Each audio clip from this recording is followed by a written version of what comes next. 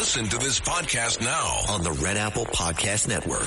The Leadership Thread with Dr. Peggy Polonis. I'm Dr. Peggy Polonis. Join me on each episode where I unravel the story that shaped leaders, tracing the thread that led them where they are today. Because leadership isn't born in adulthood. And thank you once again for joining us on the Leadership Thread, education, ethics, and sustainability.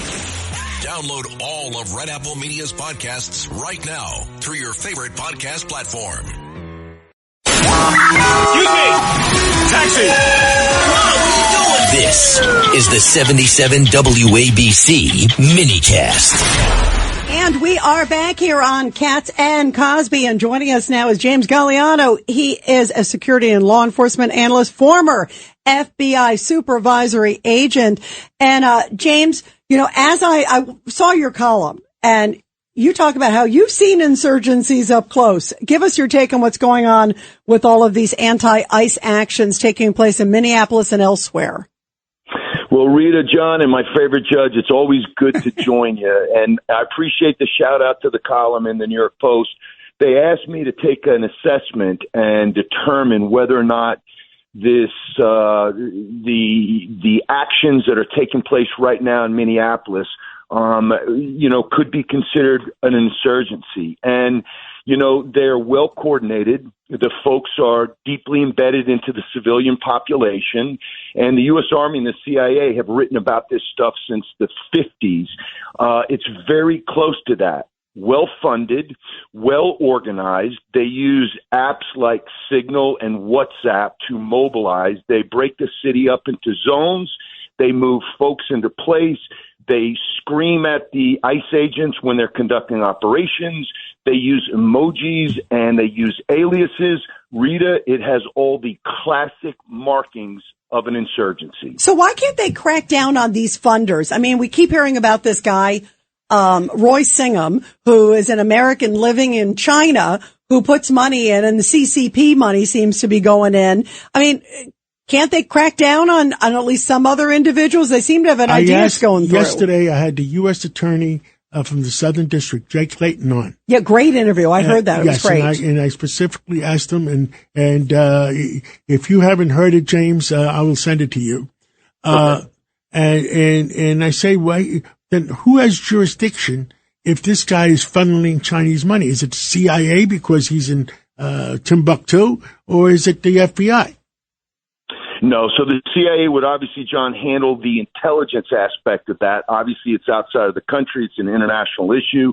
When it comes to things that happen within the domestic United States, certainly the FBI, from a counterintelligence perspective, would have the purview there. And you're absolutely right. This money, and again, we talked before, this dates back to the 50s. J. Edgar Hoover warned about this, where he talked about how the Soviets and the nascent Communism Party were getting their sea legs underneath of them in the United States by trying to sow discord and discontent.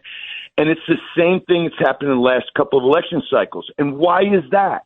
Because they want to prove that democracies, and America is a fledgling democracy. When you look at world history, it's only been around for 250 years. They want to prove that it doesn't work. So that's why the People's Republic of China and the communist group there that runs it, and of course Russia and Putin, Iran, North Korea, those are the four bad actors that are sitting back. Well, they're actually not sitting back. They're actually trying to peddle influence, but they're sitting back and they're clapping their hands and they're loving this. Yeah. Now, with the other foreign money collected by individuals, American citizens on the East Coast here, and I don't want to mention any names, I got a funny feeling that, and I said this to Jay Clayton, that then they're not necessarily using their money, but they're collecting foreign money. Sure, and it gets funneled into this. And as I pointed out in the column, you know, the way it's being portrayed in the mainstream media, John, is that this is just a group of angry and aggrieved soccer moms that are seeing their friends and neighbors getting rolled up injudiciously, and they want to stop that from happening. It is far more well coordinated. It is far better funded than that.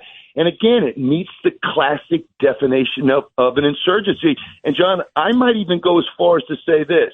If we can, and I think accurately, classify January 6th as an insurrection. What is this?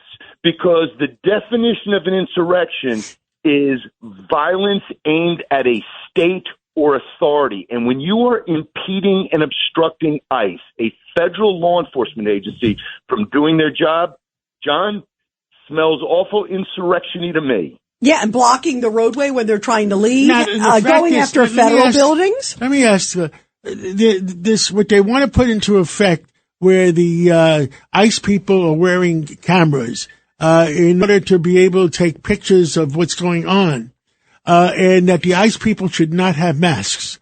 Does that mean that the Antifa people and the other bad guys don't have masks either? Two great points there. Okay, John, so let's break that down. Technically speaking, laws are on the books at the state and federal level that if you commit a crime wearing a mask, you can be charged for a crime for wearing a mask while you're doing it. I was initially opposed to federal agents because I spent 25 years in the FBI, as you pointed out. I was on the New York City SWAT team, on the FBI's elite hostage rescue team. I was never comfortable with federal agents wearing masks. But what they're doing right now by doxing them and their families, I have changed my mind on that. And secondly and lastly, and I'll make this quick, you know, I was a upstate New York mayor, and one of the first things I did when I got elected in 2021 was to require my police department to wear body-worn cameras. The NYPD did that in 2018. And why is that? Because in the vast majority of instances, it will exonerate officers and prove them right, then it will indict them. If they're bad and they're wrong, let's get those guys charged and out of the police force. If they're doing their job, and what we've found out now, because we've got 6, 7, 8 years worth of data, is that it actually helps police officers. So I am all for it. So you know what's going to happen? If you're able to take the bad guys' pictures and they're not wearing masks and not wearing the hoods, then you're going to find out that there's a X amount of people that are going from city to city to city, creating the stirring the pot. Yeah, and they're wearing the same shirts, John. They're in fact, there was some video. I don't know if you saw this, James, over the weekend. I don't even know if I got a chance to tell John this. I saw some footage over the weekend where essentially they meet at a certain point. They load up all their stuff into a van.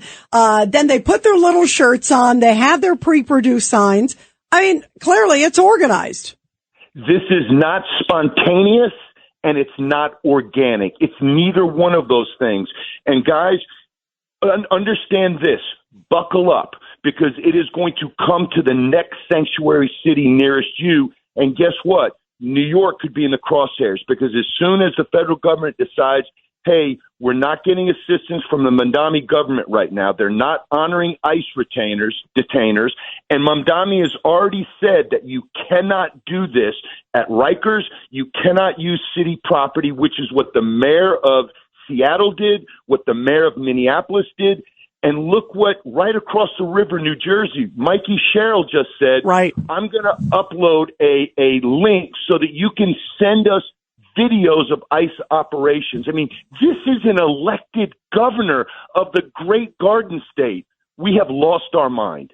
Judge Weinberg, your favorite judge. But my favorite mayor. Mr. Mayor, good to talk to you again. I love it. Thank you, Judge. Wait, you didn't have that reaction to me and John. Wait a minute. All right. I said my favorite co-host. So all right. Get that in. All right. All right. So the issue becomes, at what point do elected officials go over the line and they're aiding and abetting? And I'm telling you, when you start assisting them by helping them get locations so they can dox the ICE agents, track them, follow them, interfere with their operations, is getting perilously close and over the line. What do you think? Judge, you know better than me. You've obviously sat on the bench for a long time. You know the law better than I do. But what is happening right now is they are putting up in major cities, of course they're mostly blue cities, they're putting up wanted posters right now of ICE agents' faces and saying, wanted, dead or alive.